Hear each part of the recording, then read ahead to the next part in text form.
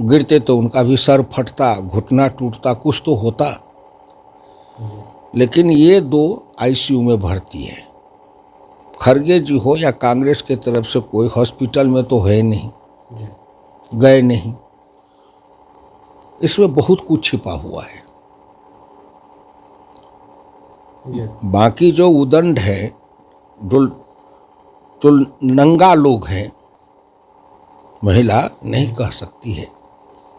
महिला की पीड़ा को महिला ही जानेगी। दुर्भाग्य इस देश में पुरुष तो महिला की पीड़ा को समझने वाले हैं नहीं, या जो समझने वाले हैं उनकी बात को लोग ही नहीं समझ रहा है। राजनीतिक, सामाजिक, आर्थिक, सांस्कृतिक, भौगोलिक, विदेश नीति, जो इत्यादि विषय हैं, उन विषयों के संबंध में उन्हें कोई ज्ञान नहीं है। तो उसी हिसाब से समझो, आज लोकतंत्र के जो कुछ भी हुआ है संसद में, जो भी घटना हुई है, अपने अपने सत्य सामने आएंगे। नमस्कार, न्यूज फॉर नेशन देख रहे हैं आप। मैं हूं आपके साथ धीरज सिंह। पिछले दिनों गृह मंत्री अमित शाह द्वारा बाबा साहब भीमराव अंबेडकर को लेकर एक वक्तव्य दिया गया था, जिसके बाद लगातार संसद भवन में हंगामा चल रहा है। आज संसद भवन में हंगामे के दौरान आरोप है कि दो सांसदों का, विपक्ष के जो राहुल गांधी है, उनकी ओर से धक्का देकर उनका सिर फोड़ दिया गया है। हमारे साथ है पूर्व केंद्रीय मंत्री और भाजपा के वरिष्ठ नेता हुकुमदेव नारायण यादव जी। सर, जो आज संसद भवन परिसर में घटना हुई, उसको आपने भी वॉच किया, कैसे देखते हैं पहले तो उस पूरे घटना को? देखो, पहले मैं देश के सभी प्रबुद्ध नागरिकों से लोकतांत्रिक व्यवस्था में आस्था विश्वास रखने वाले लोगों से, संसदीय लोकतंत्र के मार्फत से विधानसभा और संसद का चुनाव लड़ने वाले जो लोग हैं, उतना ही नहीं, पंचायती राज के वार्ड के मेंबर से लेके और संसद तक, ये सभी निर्वाचित हैं। तो सभी निर्वाचित सदस्यों को पहले लोकतांत्रिक मर्यादा का पालन करना चाहिए। मैं 67 में विधानसभा का सदस्य बना, बहुत देखा। 77 से लोकसभा राज्यसभा में रहा, बहुत देखा हंगामा होते, लेकिन वो किसी राष्ट्रीय मुद्दा पर देखा, लोकहित पर देखा, कोई व्यक्ति विशेष के लिए नहीं देखा। और उसके लिए कुछ इस तरह हंगामा देखा। तो जो कुछ भी हुआ है वह भारतीय लोकतंत्र के पर काला धब्बा है, शर्मनाक घटना है। लेकिन इसमें भी आरोप प्रत्यारोप कहा जा रहा है। बीजेपी की ओर से कहा जा रहा है कि राहुल गांधी ने धक्का दी, और कांग्रेस की ओर से कहा जा रहा है कि पहले भाजपा के सांसदों द्वारा दुर्व्यवहार किया गया। मल्लिकार्जुन खड़गे, जो कि राष्ट्रीय अध्यक्ष, उनके घुटनों में भी चोट आ गई। क्या लगता है कि इस तरह की परंपरा संसद में सही है? देखो, अभी आरोप प्रत्यारोप है ना, लेकिन आजकल तो CCTV है ना, और मीडिया वाले रहते हैं ना, लोग भी अपने फोटो खींचते हैं ना। तो जितने फोटो हैं या CCTV है, मीडिया के वाले हैं, उन सब को जोड़ के देखना चाहिए लोगों को। स्पष्टता साफ क्या है, साफ क्या है। अगर होता तो खड़गे जी को चोट लगती, तो उम्र दराज है, देह भी भारी है, गिरते तो उनका भी सर फटता, घुटना टूटता, कुछ तो होता। लेकिन ये दो आईसीयू में भर्ती है। खरगे जी हो या कांग्रेस के तरफ से कोई हॉस्पिटल में तो है नहीं, गए नहीं। दूसरी बात जो मैं कह रहा था कि वो मणिपुर की महिला सांसद, शेड्यूल ट्राइब से, बोल रही थी, अच्छी बोल रही थी। उसने अब कहा कि राहुल गांधी मेरे नज़दीक आ गए और उनके जो व्यवहार ऐसे थे जिससे मैं अपने को काफ़ी असहज महसूस करने लगी। तो देखो, किसी पुरुष के कारण कोई महिला असहजता महसूस करे, इसमें बहुत कुछ छिपा हुआ है। बाकी जो उदंड है, जो नंगा लोग हैं,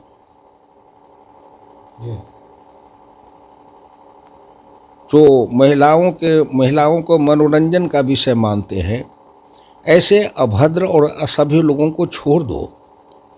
लेकिन सभ्य समाज में कोई महिला केवल इतना ही कहे कि मेरे नज़दीक फलाने आदमी आए थे, तो उनके व्यवहार के कारण मैं अपने को असहज महसूस करने लगी, तो इसके अंदर बहुत कुछ छिपा है जो महिला नहीं कह सकती है। महिला नहीं कह सकती है। महिला की पीड़ा को महिला ही जानेगी।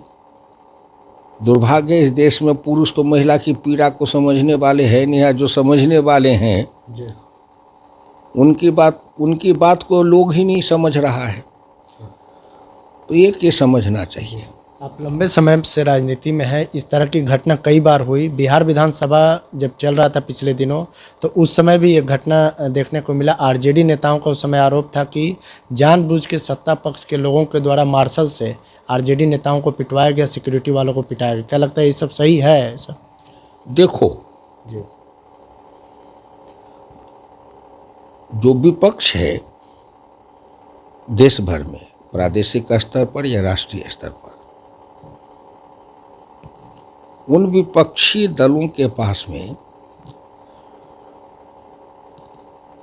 राजनीतिक, सामाजिक, आर्थिक, सांस्कृतिक, भौगोलिक, विदेश नीति, जो इत्यादि विषय हैं, उन विषयों के संबंध में उन्हें कोई ज्ञान नहीं है। ज्ञान नहीं है, अध्ययन नहीं है। कोई वंश के नाम पर, ज़्यादातर वंश के नाम पर ही है, वंश के नाम पर। तो अपने वंश के नाम पर जो उत्तराधिकार बनते हैं, उत्तराधिकारी, हर नागरिक को आज़ादी है सब चीज़ का, अपने धर्म मानने का, सब करने का। लेकिन अगर इस देश में कुछ लोग जो ये मान के चले कि हमारे पूर्वजों को या हमारे बाप दादा को विशेष अधिकार था, या हमारे पूर्वज या हमारे बाप दादा हिंदुस्तान में शासन करने वाले थे, इसलिए हम उस वंश के हैं, तो हमको भी वही सब अधिकार है, जिसको कहते हैं ये एक तरह के एक तरह के ये सामाजिक मानसिक रोग है। मानसिक रोग जिसको कहते हैं उन्माद। आयुर्वेद के ग्रंथ को पढ़ोगे तो उसमें है उन्माद, आया है उन्माद। तो उन्माद का मतलब होता है कि एकाएक आदमी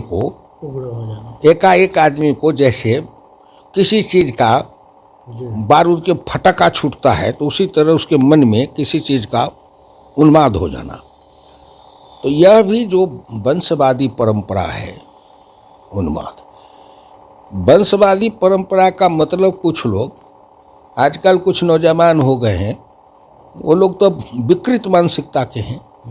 वंशवादी मानसिकता का मतलब ये नहीं है कि एक परिवार के कई लोग राजनीति में नहीं रहे,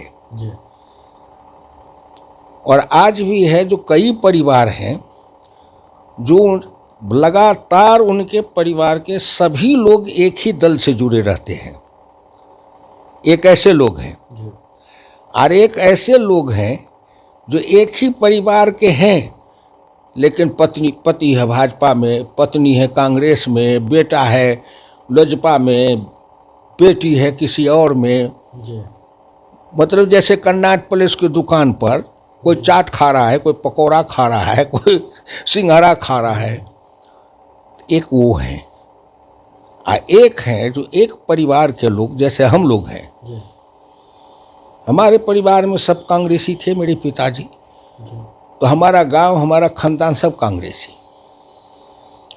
जब मैं समाजवादी आंदोलन से जुड़ा तो धीरे धीरे हमारा परिवार, हमारा गांव सब समाजवादी आंदोलन से जुड़ा। तो आज भी सब एक साथ है, मेरे परिवार के खानदान के लोग सब एक साथ चलते हैं। मैं चलता हूँ जिधर उधर चलते हैं, भाजपा के तरफ हैं तो हैं, और एक हैं जो घूम घूम करके मेला घूमते रहते हैं, तो वो खतरनाक है। वो खतरनाक है। दूसरा एक है जो राजनीति में संघर्ष करता है, संगठन में नीचे से, ग्राउंड लेवल से। भाजपा का है जैसे बूथ कमेटी का अध्यक्ष बनेगा, शक्ति केंद्र में जाएगा, मंडल में जाएगा, फिर जिला में जाएगा, जिला से फिर प्रांत में जाएगा, प्रांत से फिर केंद्र में आएगा। तो उसका जिसको कहते हो पॉलिटिकल डोसियर भाजपा के पास में हर वर्कर का, कि ये कब शुरू किया, कहाँ कहाँ काम किया, कितना समय लगाया, कहाँ कहाँ इसने क्या रचनात्मक काम किया, ये सब रहता है। तो एक है ऐसे राजनीति करने वाले, एक है राजनीति वंशवाद, उसको कहते हैं कि किसी के घर में जन्म ले लिया, गाय के पेट से जन्म ले लिया, इसीलिए वो बछड़ा या बछिया ही होगी। भैंस के पेट से जन्म लिया तो भैंस ही होगा। तो ऐसा नहीं है राजनीति में, इसको कहते हैं वंशवाद। कि हमारे बाप दादा प्रधानमंत्री बने कि मुख्यमंत्री बने, कि पार्टी हमारे बाप दादा के हाथ में था, तो पार्टी के मालिक हम ही हैं, हम, और हमारे ही कारण चलेगा। परिवार के लोग सब उसको बाप बेटा दलाल, बैल का दाम 12 आना। जैसे उदाहरण देता हूँ कि मेरा बेटा अशोक यादव है, बहुत लोग कहते हैं कि आप अपने बेटा को दे दिए। तो 93 में भाजपा में आया, मेरे साथ वो दिल्ली यूनिवर्सिटी से MA की पढ़ाई ख़त्म करके वो भी भाजपा में लग गया। उस 93 में भाजपा में जाना, लालू के खिलाफ चलना, आग की दरिया में डूब के जाना था। आपकी दरिया में डूब के जाना, आग की दरिया में डूब के जाना था। लालू के खिलाफ 93-90 में, लालू के समय में, लालू के विरोध में खड़ा होना, समझो वही था कि आग की दरिया में डूब के जाना है। उस समय वो भी नौकरी नहीं किया, भाजपा में लग गया। और केवटी से मैं 72 तक वहाँ से MLA था। उसके बाद जो हुआ सो हुआ, लेकिन 2005 में उसको पार्टी ने केवटी से विधायक का टिकट दे दिया। और मैं पार्लियामेंट का चुनाव मधुबनी से लड़ा 2005 कहते हैं, वो 95 में। तो उसको 1995 में भाजपा ने केवटी से टिकट दे दिया, अपने साथियों के कहने से। कैलाश जी की इच्छा थी। और मैं 1996 में मधुबनी से पार्लियामेंट का चुनाव लड़ा। तो बोलो, मेरा बेटा सीनियर हुआ कि मैं सीनियर हुआ? बेटा वो चुनाव लड़ा भाजपा में 95 में, लोकसभा 96 में। मैं लोकसभा में लड़ा 96 में। वो 2 बार चुनाव लड़के हारा और 3 बार जीता विधानसभा का। मैं मधुबनी में 96 में हारा, 98 में हारा, 99 में जीता, 2004 में हारा, फिर 9 जीता, फिर 14 जीता। 14 के बाद से मैं कहा कि मैं चुनाव नहीं, मैं सार्वजनिक घोषणा कर दिया कि 75 पार कर गया, मैं नहीं लड़ूंगा। पार्टी के लोग नहीं चाहते थे मैं लड़ूं, लेकिन लड़ गए। तो मेरा बेटा को दिया। तो मेरा बेटा होने के कारण नहीं टिकट पाया है, भाजपाई होने के कारण मेरा बेटा टिकट पाया है कि अपने भाजपा में काम करने से, कि वो 93 से भाजपा में लगा रहा। और हेंगौली कांड वाला हुआ था, जिसमें बहुत बड़ा, जिसमें वो जेल में उस पर केस हुआ, जेल आज भी मुकदमा चल रहा है। लाठी चली थी, हिंदुओं के पक्ष में उस आंदोलन को लीड किया, तो कई डंडा खाया। तो उसकी अपनी स्वतंत्र राजनीति है, स्वतंत्र रूप से। और मधुबनी में कहता था कि सबकी मधुबनी में यादव कभी जीत सकता है? जी तो हम भी जीते और 2009 से 4 बार लगातार जीते हैं, इतिहास बनाए हैं। तो एक बात ही कहता हूँ, वंशवाद का मतलब कि चाहे काबिल हो, नाकाबिल हो, अनपढ़ हो, गंवार हो, बेवकूफ़ हो, जैसे राजा का बेटा जैसा भी हो, धृतराष्ट्र के जैसा अंधा भी हो, तब भी गद्दी पर बैठा दो, इसको कहते हैं वंशवाद। तो ये कई कारण चीज़ हैं, विकृतियाँ आई हैं लोकतंत्र में कि जो ऐसे अपने परिवार के कारण, वंश के कारण और अंध जातिवाद के कारण और अंध संप्रदायवाद के संगठन, अंध जातिवाद और अंध संप्रदायवाद के गठबंधन के कारण जो भारत की राजनीति की दुर्दशा हो रही है, इस तरह की व्यवस्था से जो लोग निकल के आए हैं, उन लोगों के कारण आज राजनीति में, संसदीय लोकतंत्र में नीचे से ऊपर तक, शिखर, सतह से शिखर तक विकृति आ गई है। विकृति, एक है संस्कृति, एक है विकृति। उन्हीं के कारण सब विकृति आ गई है। हम लोग जिस समय थे उस समय संसदीय संस्कृति थी और आज संसदीय विकृति है। तो दूध जब फट जाएगा तो उसमें क्या निकलेगा? तो उसी हिसाब से समझो, आज लोकतंत्र के जो कुछ भी हुआ है संसद में, जो भी घटना हुई है, अपने अपने सत्य सामने आएंगे। जी चलिए, तो बहुत बहुत धन्यवाद। ये पूर्व केंद्रीय मंत्री और भाजपा के वरिष्ठ नेता हुकुमदेव नारायण यादव। दिल्ली से न्यूज़ फॉर नेशन के लिए मैं धीरज सिंह।